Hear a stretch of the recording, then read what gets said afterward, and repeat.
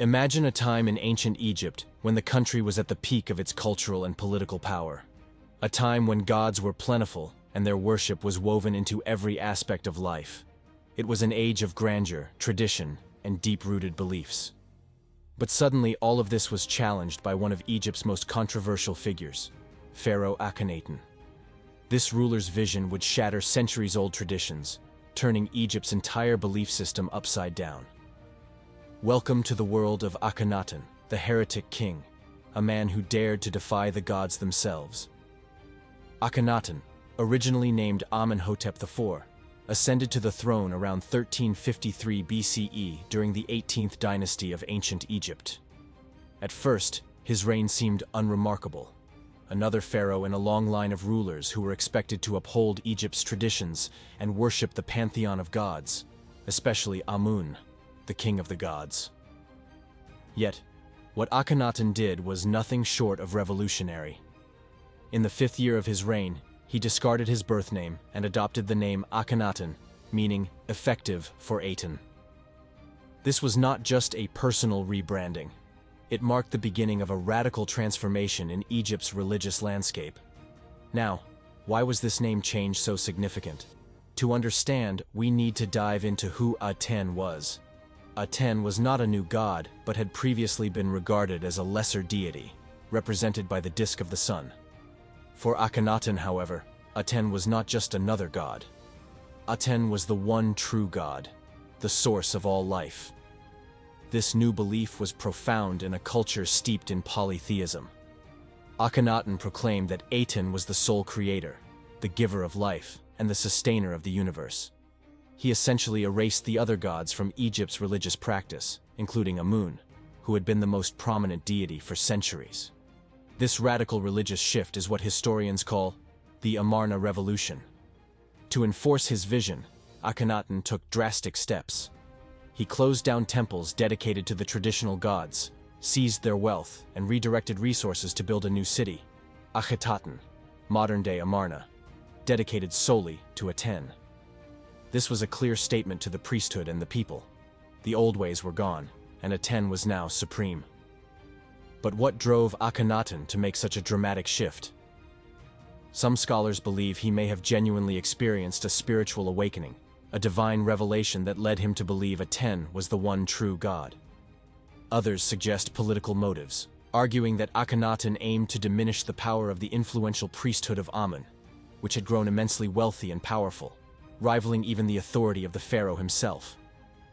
By promoting Aten, a lesser-known deity with no established priesthood, Akhenaten could have been attempting to consolidate power and centralize religious authority under his direct control. As Akhenaten's reign continued, his religious policies grew increasingly radical. He declared that Aten was not to be represented in any human or animal form, a stark contrast to the rich iconography of Egypt's gods. Instead, Aten was symbolized by the sun's disk, its rays ending in hands reaching down to the earth, touching everything and everyone with the warmth of its light. This abstract representation was unique in Egyptian art, which had traditionally depicted gods in human or animal forms. In Akhenaten's vision, there was no room for intermediaries. The connection between the divine and the people was direct, and Akhenaten himself was the sole prophet. Life in Akhetaten was different from any other city in Egypt. The city was filled with temples dedicated to Aten, with large open courtyards that allowed the sun's rays to flood in, reflecting the centrality of the sun in worship. The royal family, including Akhenaten's beautiful and equally famous queen Nefertiti, played a prominent role in religious ceremonies, often depicted in art together under the protective rays of Aten. This was not just propaganda. It was a bold declaration that the pharaoh and his family were the closest to the divine, a conduit between Aten and the people. But this grand experiment was not without its challenges. Many Egyptians were deeply uncomfortable with the radical changes.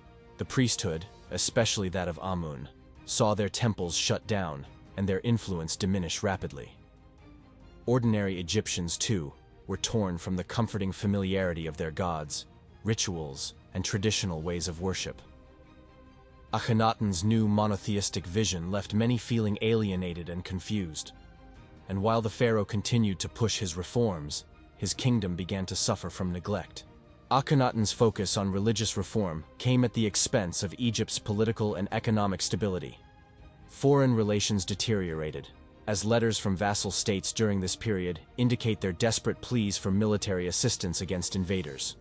Pleas that seemingly went unanswered. The empire that had been painstakingly built by his predecessors started to crumble under his watch.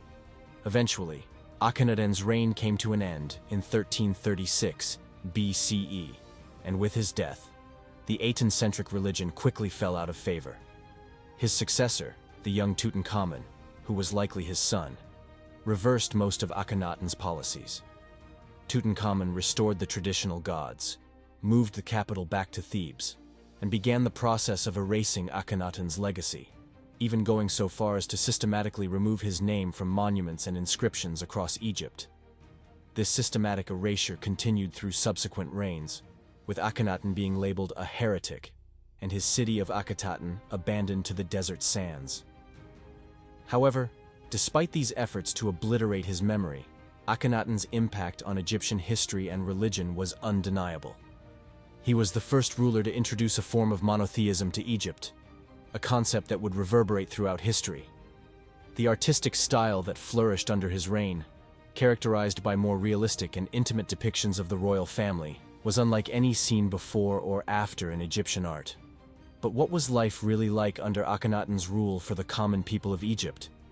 It wasn't just the royal family who experienced the shift to Aten worship. Ordinary Egyptians also faced a profound transformation in their daily lives. The dismantling of traditional religious structures meant that everyday practices and beliefs had to change as well. Previously, the gods were believed to be involved in all aspects of life, from the flood of the Nile to harvests and childbirth.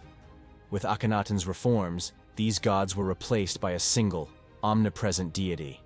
Many Egyptians were likely confused or even fearful, wondering how to worship, what rituals to follow, or which prayers to offer when faced with the many uncertainties of life. The abrupt changes were also reflected in Egypt's artistic expression. Akhenaten's reign introduced a new style of art known as the Amarna style. Unlike the rigid formal representations of past pharaohs, Akhenaten and his family were depicted in a more relaxed, naturalistic manner. Scenes of the royal family dining together, embracing their children, and worshipping Aten in a more intimate setting were common. This was a stark departure from previous depictions, which had always emphasized divine perfection and royal authority. Here, for the first time, was a pharaoh who seemed almost human, vulnerable, loving, and approachable. Yet, this also meant that art became a tool for promoting the new religious ideology, reinforcing the central role of Akhenaten and Aten in all aspects of life. Even in death, Akhenaten's influence lingered. The Valley of the Kings, where many of Egypt's great rulers were interred, does not hold Akhenaten's final resting place. Instead, he was likely buried in a royal tomb in his beloved city of Akhetaten, surrounded by the rays of his divine Aten. For years, his city stood abandoned, a silent testament to his radical vision. Today, archaeologists continue to uncover the secrets of Amarna, piecing together the story of a pharaoh whose legacy was almost lost to history. Akhenaten's experiment in religious revolution may have ultimately failed in his time, but it remains a fascinating chapter in the story of ancient Egypt, a time when one man dared to change the divine order itself. And there you have it, the story of Akhenaten, the pharaoh who challenged tradition and changed Egypt forever. If you found this exploration of ancient Egypt's most controversial ruler interesting, make sure to hit that like button, and don't forget to subscribe to Historical Highway for more captivating stories from the past.